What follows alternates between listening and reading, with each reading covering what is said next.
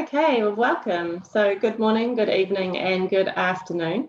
So this is amazing. I'm really excited to have you guys, especially from all around the world. And it's just super magical for me to have you all here on the live. And we welcome Anouk and Evan and Shawn, and we're just going to see how this flows. So we have no real plan of attack.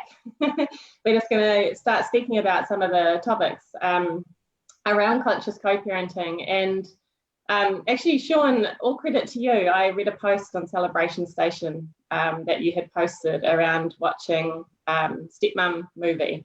And Anouk, you had replied to that. And all of a sudden I was like, wow, this would be amazing. Let's discuss this. And so thank you, because I don't think I'd mentioned that to you, Shawn.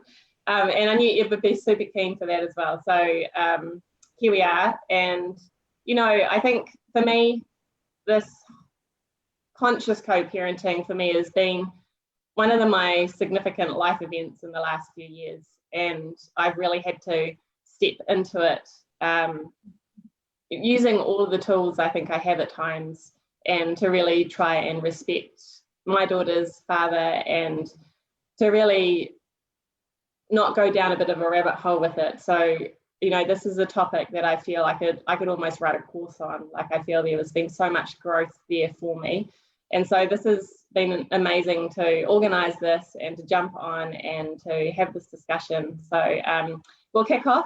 So I'm just going to start from my top left, and Anouk, you just happen to be that person. So, you know, let's just start talking about maybe what conscious co-parenting means to us, and feel free to introduce your situation if you feel you'd like to, and yeah, and we can just see how we flow from there.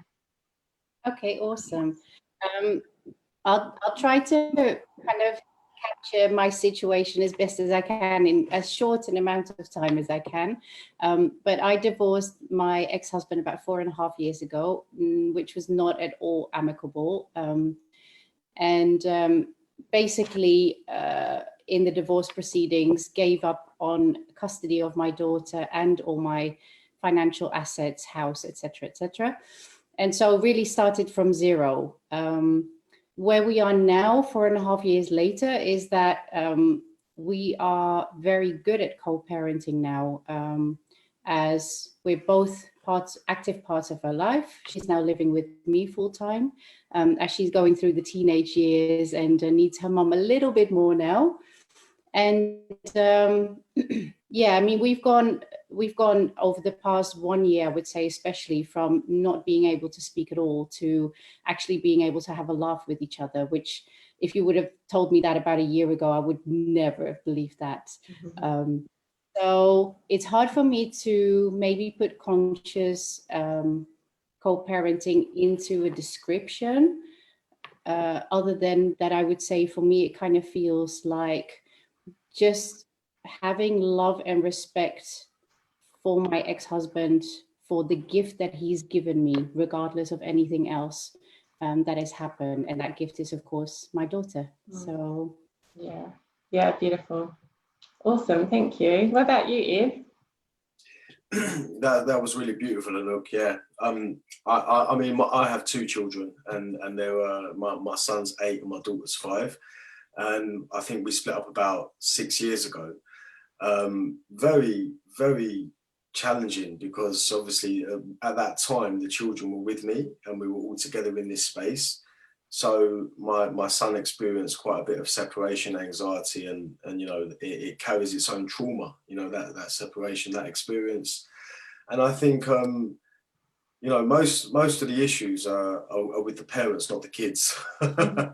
You know, because especially when you go through some kind of breakup, you know, there's ego, a lot of ego that comes into play, a lot of sub games, all of these, you know, these things that need to be understood, because it's always the other person's fault and never yours, you know. So I think that's quite a natural process to go through anyway, you know, because first of all, parenting is not easy, it's hard. And going through a breakup and sharing the responsibility of having, you know, these beautiful beings is not easy as well. And then working out how to do all of that stuff together is a job and a half, right? So I think it's an evolving, expanding journey, like Anouk kind of well described. You know, it's not something that you just understand, because consciousness is always unfolding for each of us, right? And it's been an interesting ride so far. Awesome. Thanks, Evan. And Shawn, tell us a little bit. So my story is, what is it, 2021 now? So it's like been 4 years ago. I left my ex, and we have 2 daughters together. Back then they were 7 and 4, and kind of similar to the ages of Evan. And it was tough. It was there's what I realized very quickly was, you know, you're a team, then the trust is broken between the team members, right? But you still have love for your kids, which is really actually unconditional. And each person represented in a different way, but the mistrust, like I think Evan said, like there's this ego battle of somebody's a victim. It wasn't, it sounds like in all cases it wasn't amicable. You know, it's like when I say amicable, it's like equal weight. We decided, like, it's just like we got enlightenment at exactly the same second. So somebody felt like they were, you know, didn't fight that hard, or they've been victimized along the process and all that stuff. And I think for me, conscious parenting is how do you get past that to the point where we raise our kids, yes, in an unconditional love, but really as a team, but from afar. Right? It's no longer the lovers team. It's more of a teamwork of whatever, parenting together. And how do you make that transition with both sides really going through whatever emotions and cycles they had to go through to kind of level? Yeah, I love that. Can I just ask before I jump into something? Tell us about the Stepmom movie, because that was really interesting to me. So you'd watched a movie, and I think you'd mentioned that it made you realize how much the stepmom has a role in this as well. So obviously sometimes there's other partners that are involved in this. Are you able to speak a little bit about that? Because that was really... I mean, yeah, sorry. No, keep going. It might be a movie that people can watch, right? It's a great movie. I actually discovered it just recently, you know, it was like 4 years later. But the issue we had is I left my ex, and nobody would believe that, but spiritual people would. You know, 2 weeks later, I meet the love of my life, right? And there's this big kind of, you know, it's a big change as it is. You live, you know, your existing partner, the kids suffer through this separation anxiety. They don't know if they did anything wrong. And then their dad meets this amazing woman who's they're falling in love with, and now their entire kind of self-worth, love, they don't even know where they stack up versus and so Nika, my partner, from day one kind of embraced my kids as a stepmom, but it was like so fast, and it's unclear, and my ex is still trying to kind of understand what happened, like why we got separated and ever coming back. And the kids are just like looking for stability, so like, okay, you'll be our stepmom. It was like over, you know, but realizing over a period of 4 years, you know, effectively the kids spend half the time with both of us.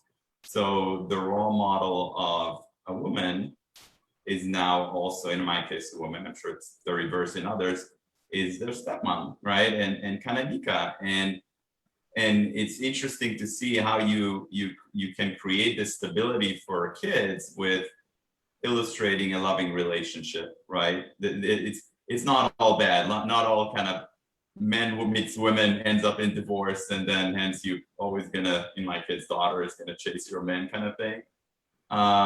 So I think Nika had a role of like stabilizing that belief, or like, no, there is a happy ending after this, and you need to follow your heart.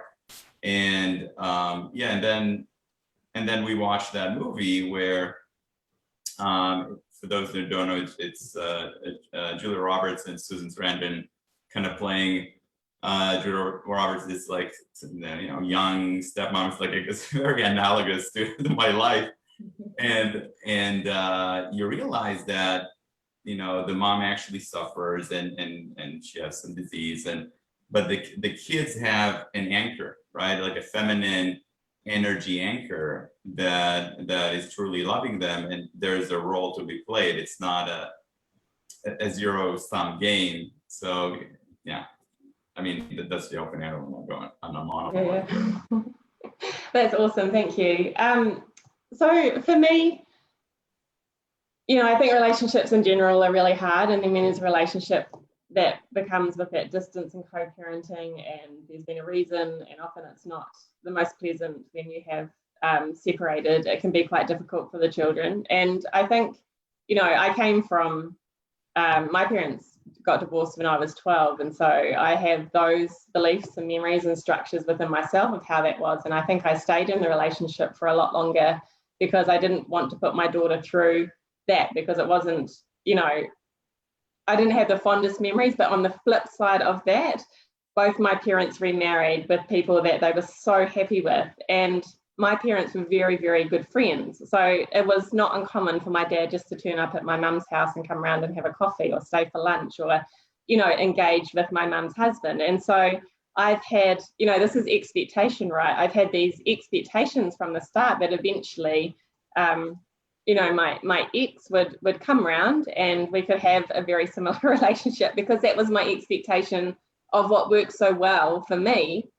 Once they got back in contact, and they were, you know, for years, my dad was still very part of, you know, my life with being at my mum's house. And so it's been an interesting journey. I think what I've mostly had to step into a lot is really going back, I guess, again to that, you know, what you could call the spiritual side, or the essence of it, which is, you know, she chose this situation for herself. And I was just remember kind of contemplating this. So we've been separated now almost 3 years. My daughter was 2 when we separated, so she was very young. And, you know, it was more me sitting around thinking, you know, she's chosen, she knew that we were going to separate before she came into this world. I believe she gave me the strength to allow that to happen. And through this process, and you know, when I do still get triggered, which I do, and I play into, you know, games that he presents to me still, I'd like to say that I didn't after 3 years, but I do. And, you know, it's where that growth and that learning comes from. And I work through this knowing, you know, she's chosen that experience for herself. So we're very different. So I'm very holistic. I would take her to a naturopath. I would do the homeopathic remedies. Her dad's more pharmaceutical, going to the doctor, you know, would grab something from the chemist. And so for me, it's really been about releasing the control of needing to make sure that she is parented in the way that I would like her to be parented, and stepping back and realizing that actually he's a fantastic father, and he's the love of her life, and he is an amazing dad. And whether she gets that medicine, or, you know, I prefer over here to have this flower essence, you know, she's actually chosen that experience to be here, right? So it's kind of where I come from in regards to that is, and I can't remember, sorry, which one, I think it was Evan or Shawn who mentioned this, and I think Evan, you did it, it's like getting myself out of the way to allow her to experience what she needs to experience with what she chose here. Within reason, obviously, you want to keep them safe and things like that as well. But I think my challenge has really been the polar opposite in parenting style. And as a mum, it's really been around trying to release the control for me, in all honesty, you know, of trying to control the experience that she has when she's not with me. And when she was so young, with a lot of attachment still there, that was really hard for me. So it's kind of where I still grow, I think, as well. So yeah, I mean, I can open it up to the floor here. I think we could probably just have some organic conversation around maybe some of the challenges, or what have you learned, or any tools that you found that might help. You know, it's not all sunshine and roses, even when we have amazing relationships with our partners. I've got friends that have the most amazing relationship with their exes, you know, go on holiday together. I've got friends that have brought land together and have split the land and are building houses next to each other. And so the kids are literally walking distance between the houses and to the other side where, you know, non-speaking terms and etc. So what are some of the challenges we face, guys? And where can our spiritual practices or our practices come into play around this? Feel free to jump in.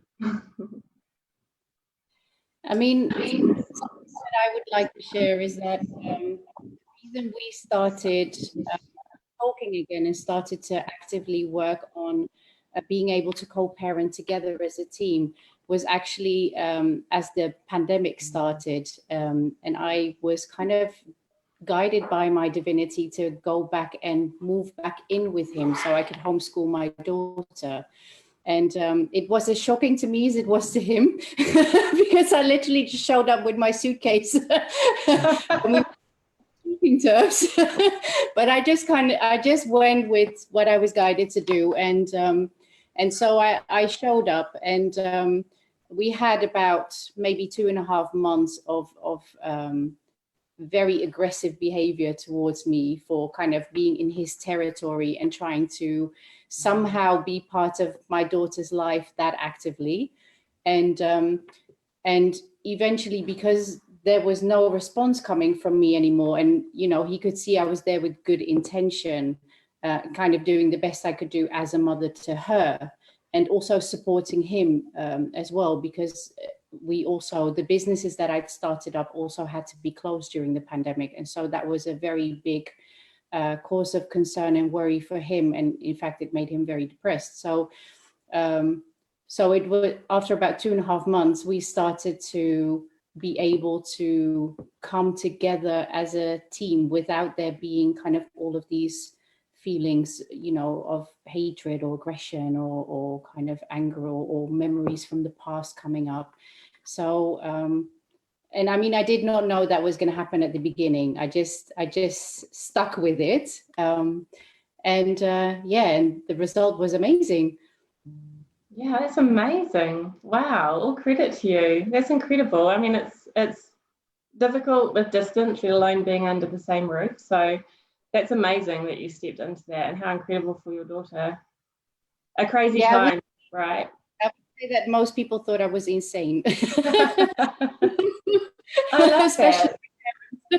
Congratulations for, you know, taking a brave step, right? It's like, out of all days, by the way, today, speaking of synchronicity, my ex and my girlfriend Nika are meeting for the very first time for coffee, because, you know, Nika told her this morning, she said, I have to talk to her, and I don't know why. She had like this feeling that then they're not on good speaking terms, and we had this discussion in the morning where it's okay if she's pushing you back. Whatever she does doesn't matter. Like, you present a choice, right? So you walk to your ex-husband and you presented a choice, and you can't heal what you know, if you don't put it in front of you, kind of the material to work with. So it's yeah, that's incredible. Awesome.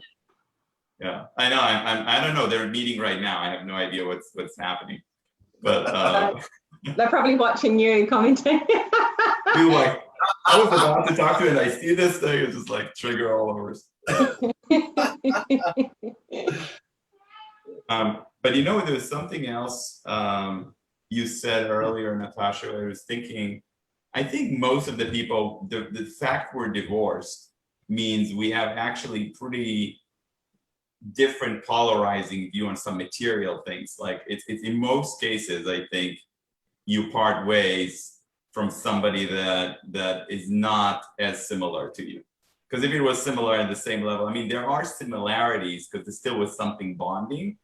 But I think that the magic is you separate because of all those things that are coming through the surface, and it's so obvious that you cannot be yourself, can be accepted, you're judging the other, all that stuff is happening. But then there is the foundation where if the two parts are apart for whatever, 3 years, 4 years, they go their little journeys, right? And all of a sudden there's other mirrors showing them the same thing that drove you nuts, right? Or drove me nuts. And they're starting improving. And then it's a natural place where you come to like, oh, okay, here's more commonality between us now, and a better foundation to build on. So I feel like that's like the journey. Oh yeah, I hope we get there soon, Shawn, because I feel like with my, I do feel like there's still quite a bit of distance there. And, I've been really privileged that I've been able to speak to Jason Estes around some of this. He's my course facilitator with the coursework, which I'm incredibly grateful for. And, he had, in Jason's, as he does, amazing way with words, he said one statement to me one day, and it was, well, you chose to play with him in this lifetime. And it was such a powerful statement, because actually I did as well, right? So I have chosen to have this experience in this life for a significant reason. And for me, it's really about, how do I show him the door that I would like us to walk through? And, I just need to show up in front of him regardless of what happens, as gentle, as loving, as, forgiving as I can be, and hope that that's enough of an example for us to move into a place where I would like us to be. But again, that comes back to self, right? Like, I have this expectation still that we have and would like this amazing co-parenting relationship, and that may never happen. And I need to continue to work on acceptance in regards to that. So, it's just so varied, and I look at these, friends of mine that, they all went to a gig together on the weekend and got a babysitter, and I think, that the new boyfriend, that, and the ex, and I just think, how amazing for them. But that's their journey, and it's hard not to have that comparison. And, and I'm definitely not perfect. Like, it's still a work in progress for me, because there's some big wounds that are coming up in regards to that. And I'm really, really open and honest about that. And that's why every day as well, I'm super amazing grateful, because I have, sometimes it feels like a never ending list of things that I need to work on, right? So a lot of this for me has been around releasing the expectation of what I expect it to look like, and actually stepping into accepting what it is. And my daughter is safe, happy, and completely 100% treasured from both sides. And, it could be a lot worse. So, you have to step into gratitude with that as well, right? Yeah, I think the best thing that we can do as people, for ourselves and for our children, and also for our ex-partners, is to just work on ourselves, right? That's the answer, I feel, because, anything outside of that it doesn't make sense. There's so much coming in, as you said, Natasha, and I think Shawn said it as well before about, you can be in very different places, and we have this expectation sometimes that person, because they are the parent of our children, or because we were with them and we shared this life experience, this part of this journey with them, that they need to see it or should see it the way that we see it. And that is not the case, which is a lot of the time, as Shawn said, why, we separate sometimes, but it doesn't make them bad people. We're just in different spaces. We grow at different rates. We expand at different times, depending on where we are in our lives, right, and how much work we do, or whatever. Maybe you do nothing, but you just know. Maybe you're just awake, like the kids are. Who knows? But for me, I think the most important thing is being able to learn how to let go and transcend the anxieties, the fears, control, in regards to our perception towards how the other person should be as a parent or as a person, because as you said, I think a lot of the time, of course, sometimes the children, there are things that need to be pointed out.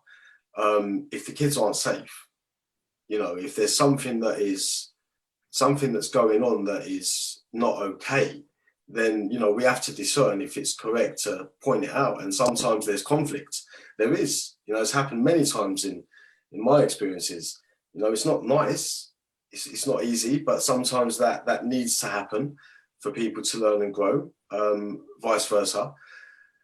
But also I think, we have to be able to allow people to to be themselves, because like you said, Natasha, you know, the kids have asked for this experience. We stepped into it. We said, all right, let's ride this together. You know, now we're not together, but you're still hooked in, right? And it's going to be like that for life, because they are the maternal parent of the child. So it's learning how to manage that and everything in between, which just is very interesting. It's interesting, right? Because like we explore, I think we chose this life and we chose our partners. And the reason we chose them, kind of this is I think the positive note, Natasha, on kind of your journey is you chose the hardest, because you have the power to overcome the hard, to transmute the hardest, right? To kind of, you have the template also with your friends with the joint lot kind of thing, and say, well, wait, I want to get there. This is my vision, not expectation, but vision. I think it's a great thing. And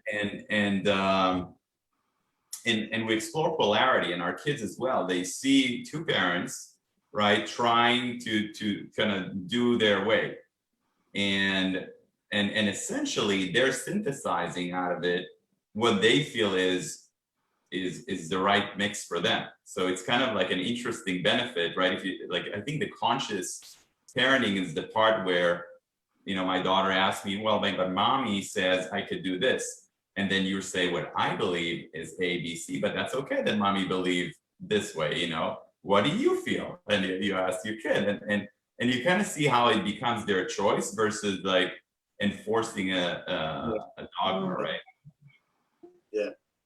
Yeah, I love that. Yeah, Sorry. I love that. No, I think something I kind of want to add as well is that, you know, I'm by no means an expert or perfect at parenting. Most of the time I have no effing clue what I'm doing, right? So how can I, you know, expect my ex-partner to be a certain way? I have to also allow them to develop their own parenting skills in whatever way they, or in this case, he believes is right for him and works for them. And so I really, you know, give them that space to work that out for themselves without me interfering. And he now does the same for me. So that's great. We both have completely different parenting ways, but we respect each other's ways and kind of let that be. That's a really good reminder. Yeah, a really good reminder for me, because I think I do have the expectation. I think for me, really, it's, you know, I have a very, you know, my daughter comes first, and, you know, but that's my choice, right? And whether sometimes she goes, you know, into care when she's with my ex, where he could have been with her, but he chooses to, you know, put her into daycare for half a day or whatever. That upsets me, like, in all honesty, because I feel like, well, I'm putting her first, can you put her first? But actually, it was just a really good reminder to me, you know, and in all honesty, in regards to this, is that's why these conversations are also amazing, and for us to start speaking about them, and, you know, it puts it in the consciousness as well, right, as we do the work, which I think kind of links into what you were saying, Shawn. Like, the more that we experience what we experience and we do the work, and it is all about us, and we move through this, we become examples for other people to be able to do the same. And, you know, for me, it's really just allowing and releasing that control. I think it's really the control side of me is, and I like things to be in its place in general kind of person.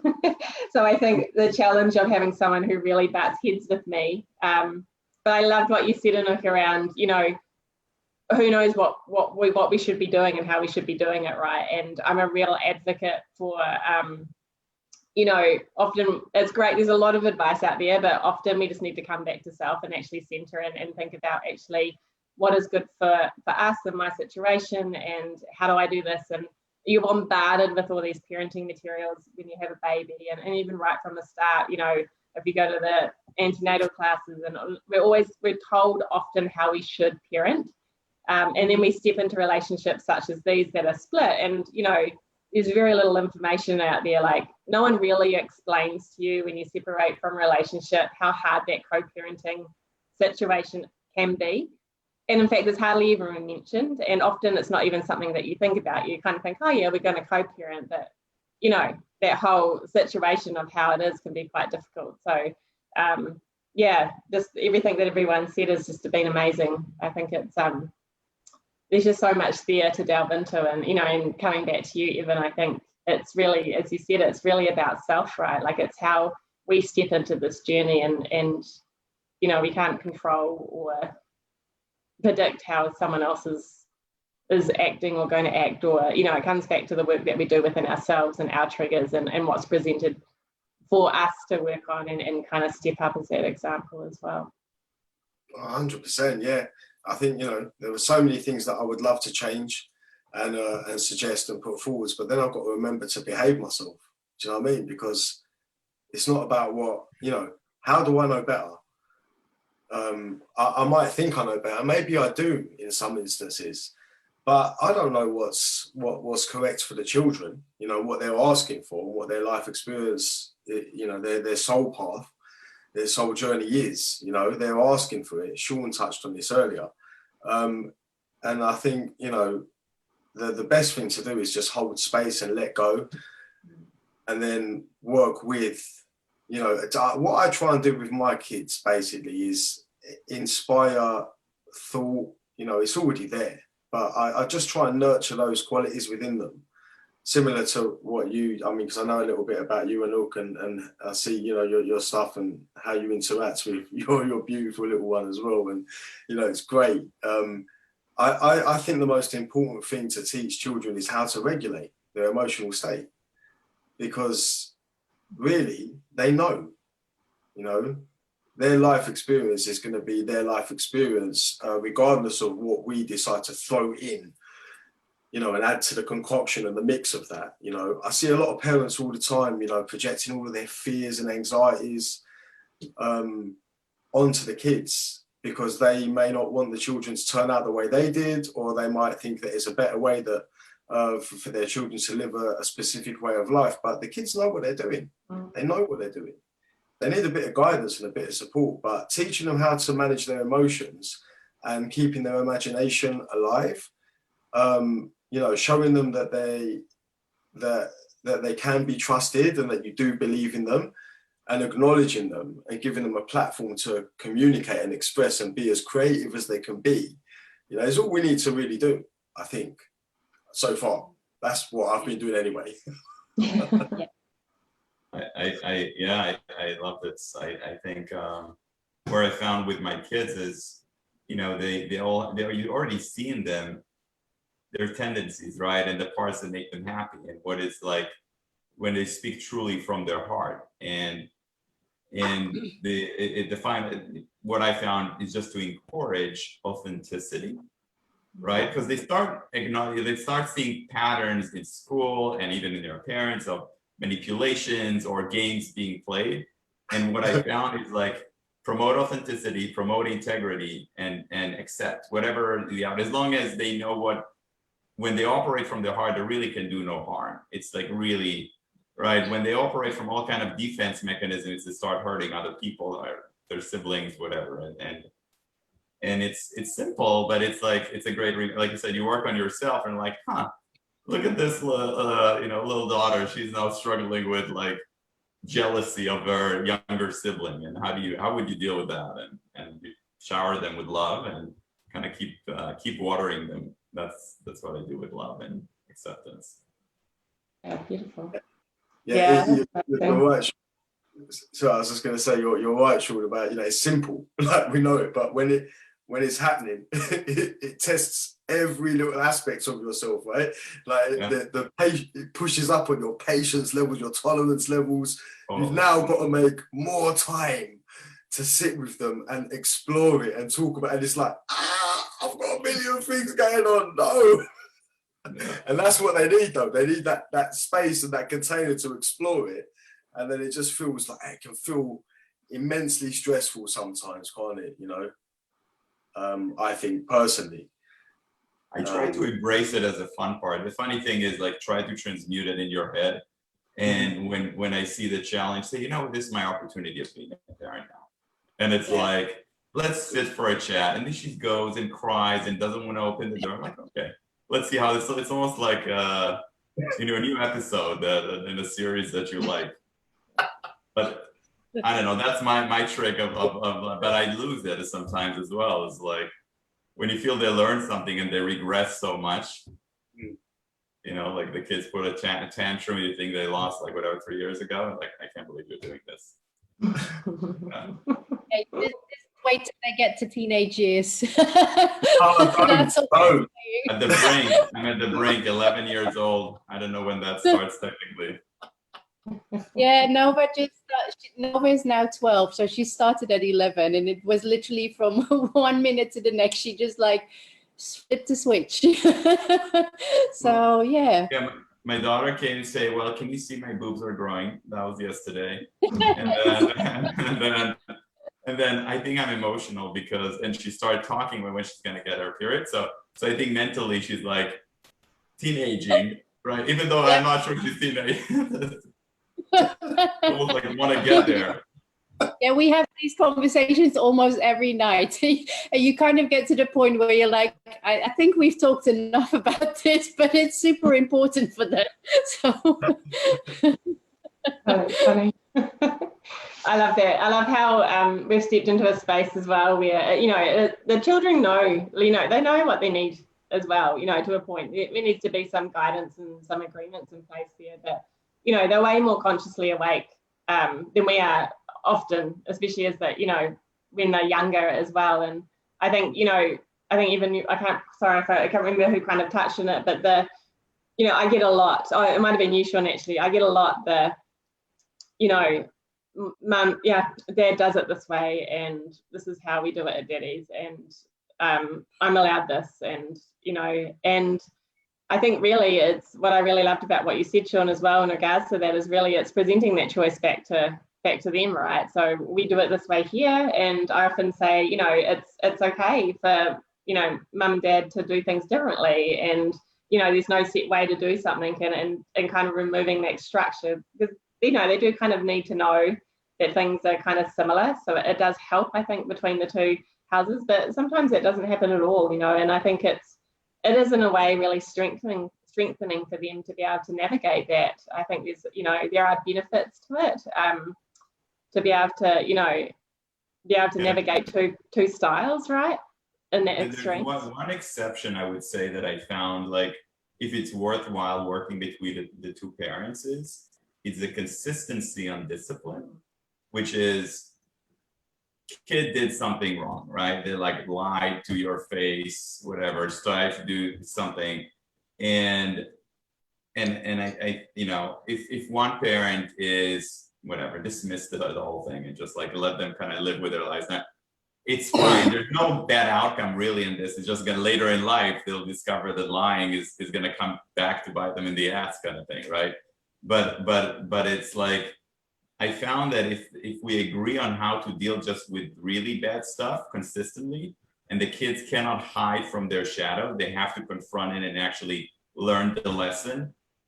And when that happens, it just accelerates. Then everything else is fine. Like you can believe in God, and I can believe in, you know, whatever I believe in. And you know, we talk in my house about time travel. And this is probably like a science fiction to my ex, right? It's like, but it's okay. The part of like, oh, you lied, you hit somebody, you know, how do you react to this? Or you said you're gonna do something and you didn't do it, even though you promised. Like that part, I feel it's very effective for kids, creating like a little bit of a framework. And when they see this teamwork, they understand that they cannot hide from their shadows by moving, because there's a transition of the custody, right? It's like, oh, 2 days, I'm gonna play my Xbox when I get to mommy, because you know she allows me. So that we had to sort through, that if one of us like deemed something was so terrible that whatever, we no electronics for a week, right? You have to think about this thing and kind of write an essay explaining how you feel about it. That's our method. Then both sides kind of enforced it, and then that just gives enough consistency and teamwork. Well, the rest could be whatever. And if both people are willing to work on that, I'll probably just leave that there. Yeah, they need to see the value of this, right? The value of not being the good parent. Oh, they punished you, I'm gonna be, that's okay. Come to me, or, you know, here's the Xbox, go play. I don't think it's that serious. That's very, very difficult, right? It's gonna like create in the kids head a lack of clarity with the bad. Yeah. Although, you know, and as a counteract to that, though, I found, so we don't have a TV here.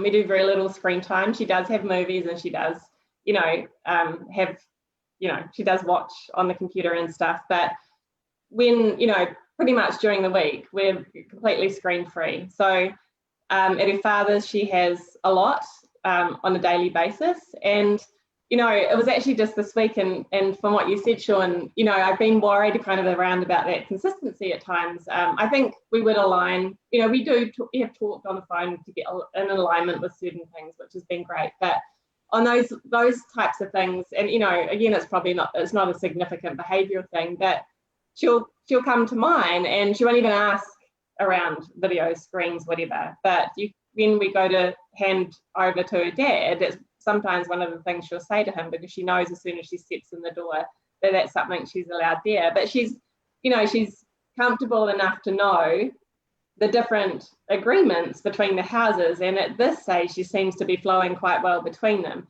But that's not necessarily a behavioural thing, you know, which is probably the more serious stuff which you were talking about, Shawn. But I have lately been able to really observe that she just steps into that role. She just knows that at my house, this is the things that we do. Her dad has certain rules that I don't necessarily think are necessary here, and you know, it's an interesting topic, because I do believe that some consistency is really important.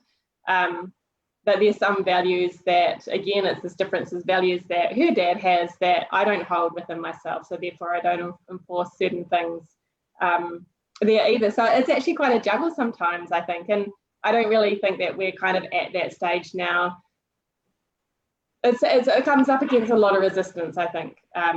You know, you can never know someone else's thought pattern, but I think from her dad's perspective, it's often seen if I suggest something that I'm trying to control the way he parents, and so it comes up to a lot of resistance. But I'm hoping in the future, as she gets older, we'll get, you know, be able to have those conversations, because I do think it would be really, really helpful that they need to follow through, as you say, with what comes up. And I'm very big on, you know, commitments need to be followed through. What we say, what we say, we do. Yeah.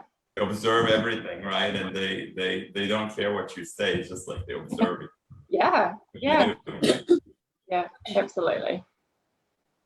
Natasha, I can add that in my case, there was no consistency between the parenting of Nova's dad and me, but each of us had our own consistency in the home, in each of our homes. And so Nova just grew into that.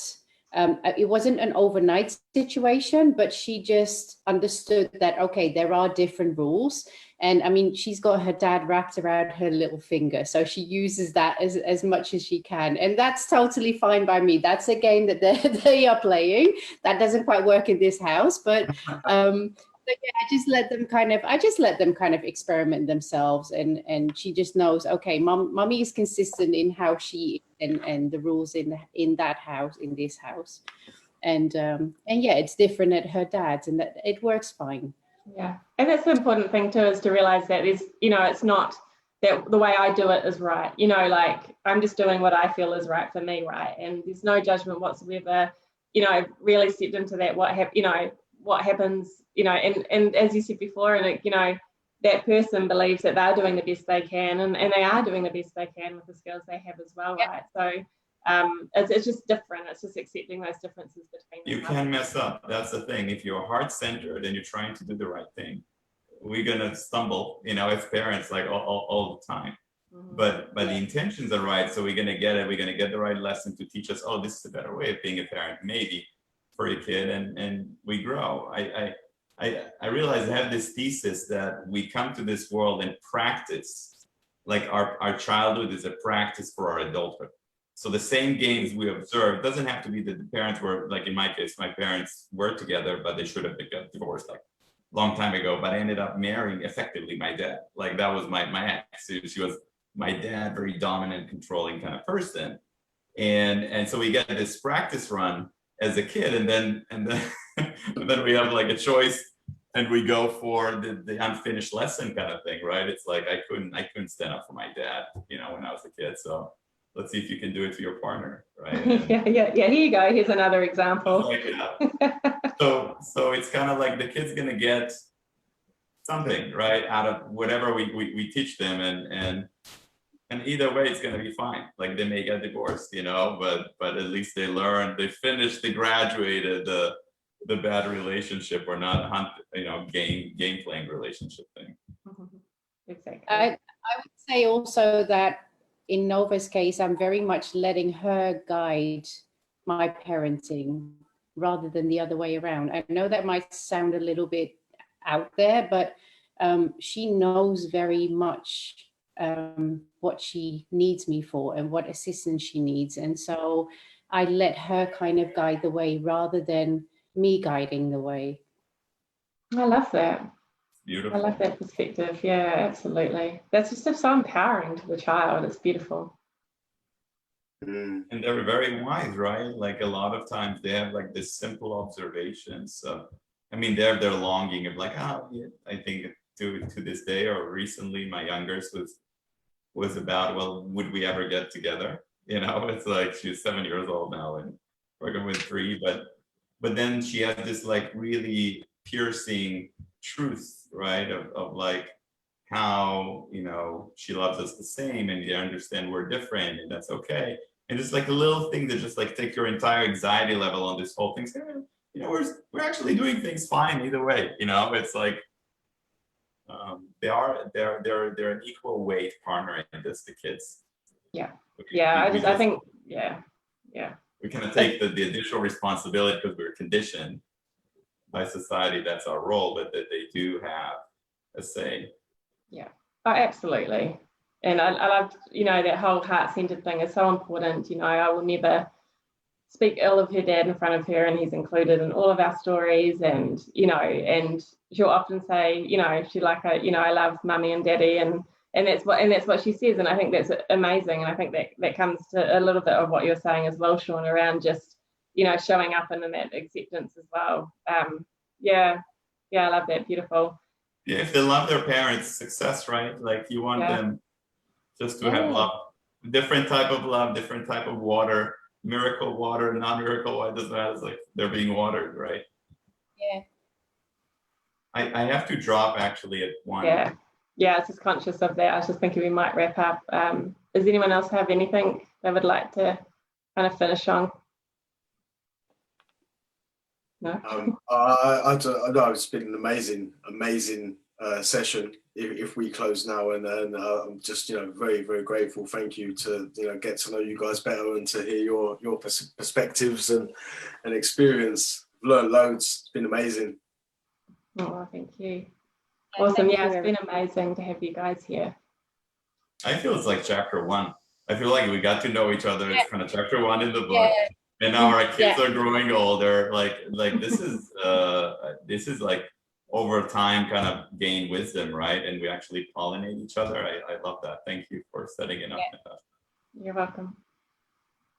Yeah, it's been amazing. I've learned a lot. That's what I love about these conversations. You just gain so much insight and perspective. So thank you all for your time, and it's been amazing. You've all made time. We all came together from all these different time zones, which I just think is incredible in itself. So thank you for making the time. And yeah, maybe we'll do a part 2 sometime in the future. Sounds awesome. Thank you so much. Devin, pleasure. Thank you. Bye. Bye.